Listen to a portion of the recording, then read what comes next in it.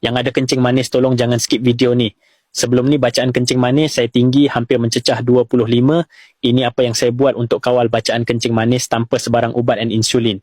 Nama saya Haji Zakaria, umur 63 tahun. Seumur hidup, saya menghabiskan masa bekerja sebagai petani. Sawah padi adalah dunia saya. Dari subuh hingga senja, tangan saya sentiasa kotor dengan tanah dan peluh menitis tak pernah berhenti. Namun, kehidupan aktif itu berubah mendadak sejak saya disahkan menghidap kencing manis 5 tahun lalu. Semua bermula dengan kebas pada kaki. Pada mulanya, saya anggap ia perkara biasa. Mungkin sebab usia makin tua, tapi lama-kelamaan kebas itu bertambah teruk. Sehingga saya rasa macam ada jarum mencucuk setiap kali berjalan. Saya mula cepat penat dan kerap rasa dahaga. Setiap malam, saya bangun berulang kali untuk ke tandas. Sampai tidur, saya tak pernah lena. Bila saya perasan luka kecil di jari kaki tak sembuh lebih 2 minggu, saya tahu sesuatu tak kena. Doktor sahkan saya ada kencing manis tahap kritikal. Bacaan gula saya mencecah 24.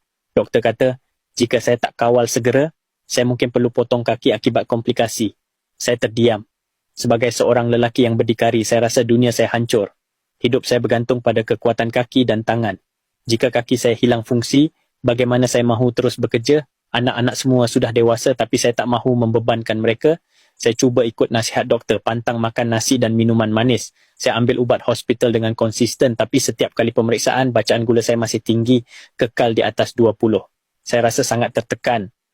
Dalam satu pertemuan bersama kawan lama, dia berkongsi tentang kajian oleh Dr. Azmah Saad dan Profesor Rosita Rosli dari Universiti Putra Malaysia, UPM. Mereka menemui herba tradisional bernama akar legi yang terbukti secara saintifik dapat membantu pesakit kencing manis. Menurut kajian mereka, masalah utama pesakit kencing manis ialah pankreas yang rosak dan gagal menghasilkan insulin dengan baik. Insulin adalah hormon yang penting untuk mengawal gula dalam darah. Jika pankreas tak sihat, gula akan terus kekal tinggi walaupun kita jaga makan. Akar legi membantu memulihkan pankreas dengan mengurangkan keradangan dalam badan yang menjadi punca utama pankreas rosak. Memulihkan sensitiviti insulin, menjadikan tubuh lebih cekap mengawal gula dalam darah. Melindungi saluran darah kecil yang sering terjejas akibat gula tinggi. Saya tertarik dengan penemuan ini dan mula mencari produk berasaskan akar legi. Mujurlah saya menemui kapsul aman, produk yang dirumus khas menggunakan herba ini. Apa yang membuatkan saya yakin untuk mencuba kapsul aman ialah ia dihasilkan dari bahan semula jadi dan berdasarkan kajian saintifik. Ini bukan sekadar herba biasa, ia adalah hasil penyelidikan bertahun-tahun untuk membantu pesakit seperti saya. Saya mula mengambil kapsul aman 2 kali sehari, 1 kapsul pagi dan 1 malam. Dalam masa 2 minggu, saya mula perasan perubahan.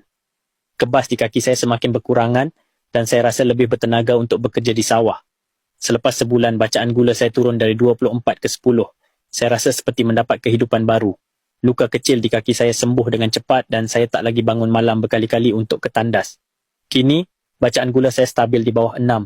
Doktor sendiri kagum dengan perkembangan saya. Saya bersyukur kerana bertemu dengan kapsul aman, satu ikhtiar yang benar-benar membantu memulihkan kesihatan saya. Bagi anda yang menghidap kencing manis, jangan tunggu hingga keadaan jadi lebih serius.